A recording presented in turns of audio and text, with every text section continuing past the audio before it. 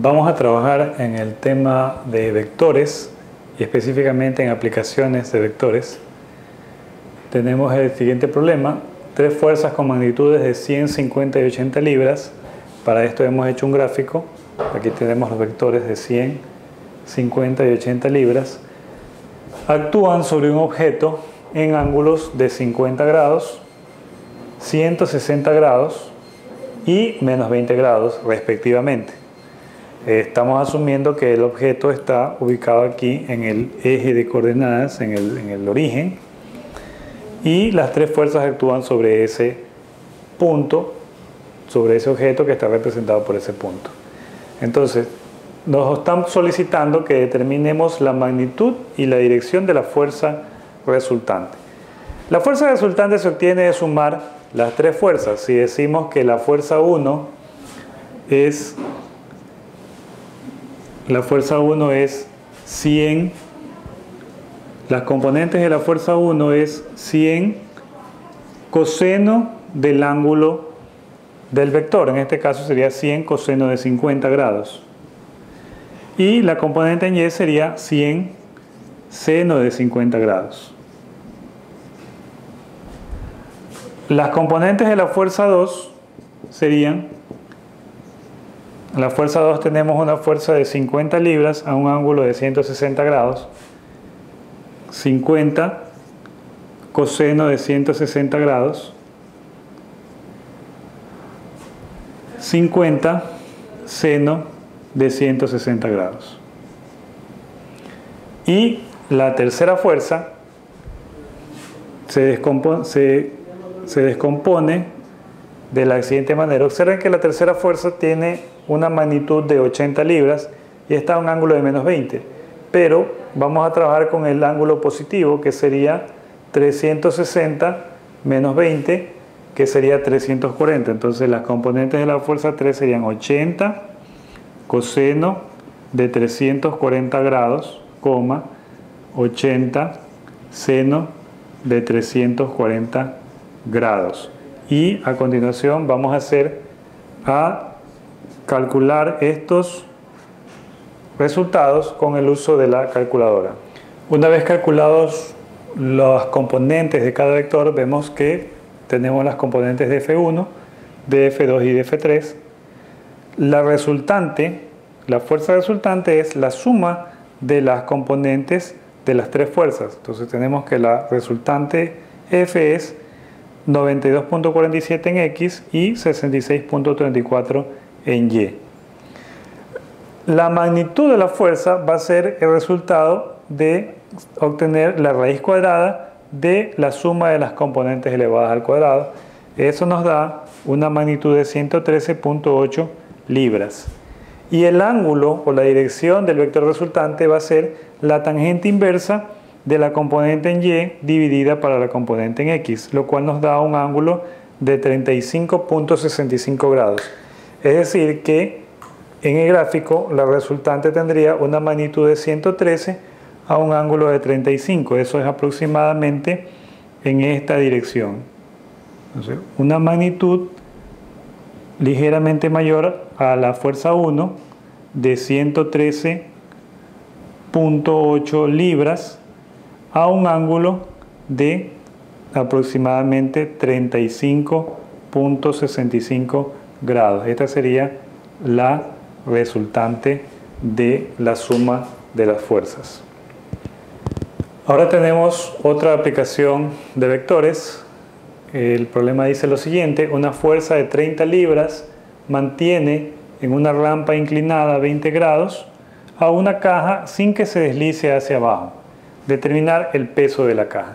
Aquí tenemos un gráfico representando la situación. Vemos la rampa inclinada, tiene un ángulo de 20 grados, está la caja. Esta caja está sostenida por una fuerza de 30 libras que impide que se deslice hacia abajo. Como podemos observar, el primer vector que aparece aquí es el peso, representado por W. Este peso se descompone en dos componentes, la componente en X y la componente en Y.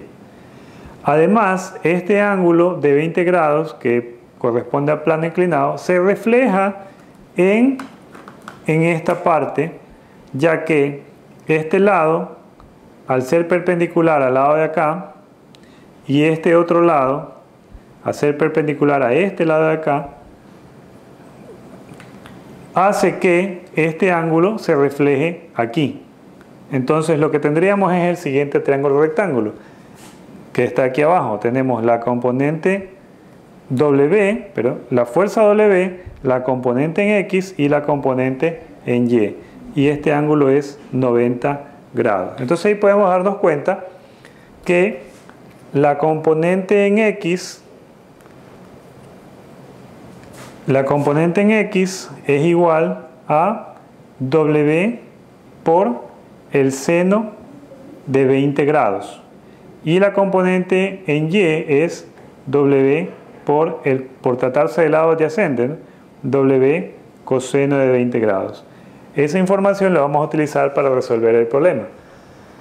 Entonces, si la caja está en equilibrio, la fuerza de 30 libras se contrarresta con la componente en X. Entonces decimos lo siguiente, que WX menos 30 es igual a 0, ya que hay equilibrio. Es decir, las dos fuerzas se anulan. Por lo tanto, WX, como ya dijimos que es W seno de 20, reemplazamos WX por su equivalente, es W seno de 20 grados menos 30 es igual a 0. Y aquí despejamos W. W va a ser igual a 30 dividido para el seno de 20 grados. Calculamos ese resultado y vamos a tener 30 dividido para el seno de 20 nos da 87.71 libras. Ese sería el peso de la caja. Continuando con el tema de vectores, tenemos este problema. Un avión vuela a 325 millas por hora con una dirección de 340 grados, lo cual lo podemos representar en este gráfico. Vemos aquí la velocidad del avión, cuya magnitud es 325 millas por hora, y a un ángulo de 340 grados. Además, hay un viento que sopla en la dirección 320 grados con una magnitud de 40 millas por hora. Determine la velocidad real del avión con respecto a la Tierra y su dirección. Estos dos vectores, la velocidad del avión con la velocidad del viento, producen una velocidad real o un curso verdadero del avión. Mientras que el avión quiere ir en esta dirección, el viento lo jala en esta dirección, produciendo que el avión viaje en una dirección distinta a la que originalmente pretendía seguir. ¿Cómo hallamos la magnitud de esta velocidad y la dirección final o la dirección verdadera en la cual está viajando el avión? Para ello descomponemos los vectores en sus componentes. Las componentes del avión serían 325 a un ángulo de 340 grados, es decir, coseno de 340 grados, y 325 seno de 340 grados. Las componentes del viento serían velocidad del viento igual 40 millas por hora, que es la magnitud, por el coseno del ángulo de la velocidad del viento, que serían 320 grados. Coseno de 320 grados, 40 seno de 320 grados. A continuación, luego de que calculemos esos resultados, lo que vamos a hacer es sumar. Vamos a decir que la velocidad real o la velocidad resultante va a ser igual a la velocidad del avión más la velocidad del viento, pero sumado en forma de componentes o en forma de vectores. Una vez calculadas las componentes de la velocidad del avión y la velocidad del viento, tenemos que las componentes del avión son estas, las componentes del viento son estas, y la suma nos da la velocidad resultante en forma de componentes, que serían 336.04 en X y menos 136.87 en Y. A este vector en forma de componentes obtenemos su módulo, que es la raíz cuadrada de la componente en X al cuadrado más la componente en Y al cuadrado, que a pesar de ser negativa, al elevarse al cuadrado se vuelve positiva, y esto nos da una magnitud de 362.84 millas por hora. Y el ángulo verdadero al cual está viajando el avión es la tangente inversa de la componente en Y dividida para la componente en X. Eso nos da un ángulo negativo de menos 22.16. Y tenemos que hacer un ajuste ya sumándole 360 grados para que nos dé el ángulo real. Entonces, lo que tendríamos al final es que este vector resultante o esta velocidad resultante tiene una magnitud de 362.84 millas por hora. Como podemos observar, la magnitud es mayor a la magnitud original de la velocidad del avión, ya que está siendo impulsada por la velocidad del viento, que en este caso está en cierta forma a favor, lo que produce una velocidad mayor. Y ha sido desviada de su curso, porque mientras que originalmente intenta viajar a 320 grados, realmente viaja a un ángulo de 337.84 grados, es decir, que hay una diferencia de aproximadamente 3 grados. El brazo del robot mostrado en la figura gira en las conexiones P y Q. Este brazo robótico lo podemos representar como dos vectores, un vector A y un vector B. El brazo superior, representado por el vector A, mide 15 pulgadas y se encuentra a un ángulo de 125 grados. El antebrazo puede ser representado por el vector B, y este antebrazo incluye la mano. Tiene una magnitud de 17 pulgadas. Nos piden calcular las coordenadas del punto R, es decir, el punto donde termina la mano del brazo robótico. ¿Cómo encontramos las coordenadas de ese punto? Como podemos observar, el punto R está determinado por la suma de los dos vectores A y B. Entonces lo que debemos hacer es determinar las componentes de A, las componentes de B y sumarlos. Las componentes del vector A son su magnitud 15 por el coseno de su ángulo, 125 grados, 15 seno de 125 grados. Las magnitudes del vector B, las componentes del vector B serían, observemos que el vector B tiene una magnitud de 17 y aquí hay un ángulo de 35, pero ¿cuál sería su ángulo verdadero? Observemos que este ángulo de 125 se repite aquí, por lo tanto, el vector B forma un ángulo con la horizontal de 125 más 35, que sería 160 grados en total. Es decir, la suma de 125 más 35. Por lo tanto, las componentes de B serían 17 coseno de 160 grados, 17 seno de 160 grados.